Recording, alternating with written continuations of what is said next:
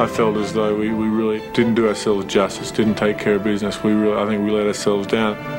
Trailing by 1 in the final seconds, the Pacers would change the series' entire complexion with one bold stroke. Gets it in the middle for the win. Unbelievable! Reggie hits the three with 7/10 of a second to go.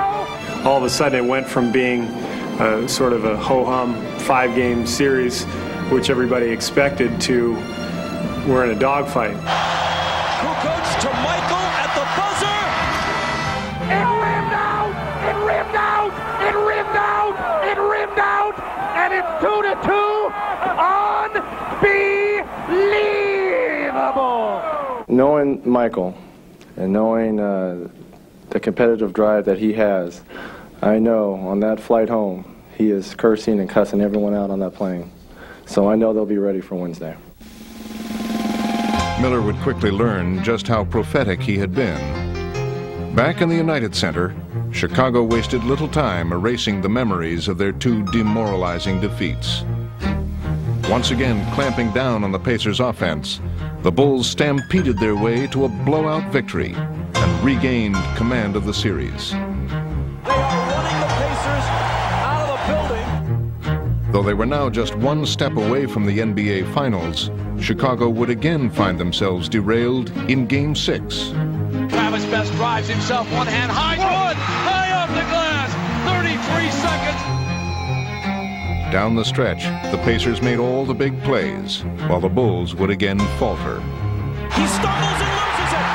The Pacers and the Bulls will take it to the limit.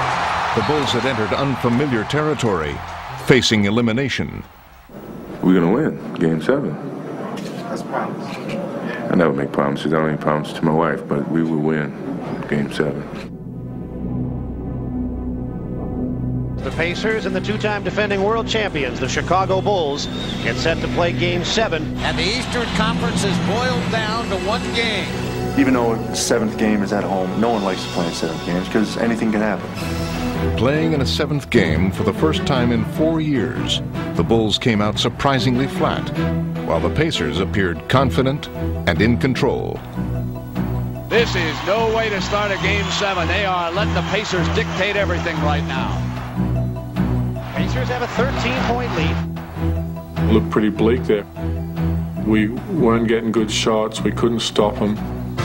Michael to the post, catches against Miller. Michael backs him in, ducks behind, goes up on the rim, no. Guys weren't shooting the ball well. We just had to find an offensive momentum turner. Man, he knocked bodies flying everywhere. Michael back up and good. Struggling for points and searching for answers, the Bulls would rely on defense and intensity to claw their way back. Here comes the crowd and here come the Bulls. You know, we understood, where we were in the game and that we had to come up with loose balls. And we just kept getting the ball back and find another way to get an opportunity to score. Picked up by Jackson, stolen back by Dennis. Rodman to the rim, he scores. Bulls getting all the hustle points again. Jackson, Smits. Pippen got a hand on it. Longley picks it up. Here's a 2-on-1 break. Michael to Pippen. Chicago's frantic comeback had given them a 3-point halftime lead. And in the 3rd quarter, their offense was finally ignited by Tony Kukoc, who would almost single-handedly keep the Bulls in the lead. After hitting a shot or 2, I was just thinking it's going to be fine. It's going to be good. To Kukoc, who's been on fire and stays there. Kukoc with 21. It's 68-61. The Bulls are in control of 7. Hey, there's 2 minutes and 51 seconds left in the quarter. Finish quarter strong. But the Pacers had a plan of their own, and now they would make a late charge that had the Bulls suddenly back on their heels.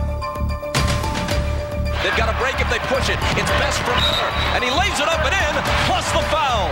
Give Indiana credit. They have been like a pit bull. They just get a hold of you and won't let go. Score it, and Smits is on the free throw line. He has put the Pacers up.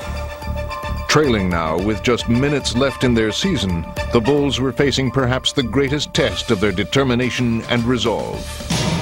into the lane in traffic, and the ball stripped away and loose, and a jump ball call. It was almost a game of wills, I think, that we know we just can't let it end here. We're not done. Michael can really jump, but Smits is 7-4. This could be as good as a turnover.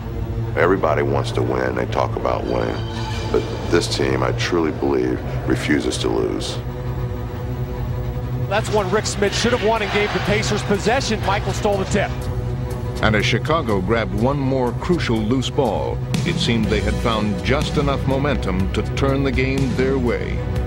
Kerr can tie it, and does. Everybody on the bench jumped up. They all knew that now it's our turn to take this critical game and put it in our favor. And in the closing minutes, the Bulls finally finished off the Pacers, surviving one of the most grueling challenges of their championship reign. Here comes Pippen, a drive. He got inside. Shot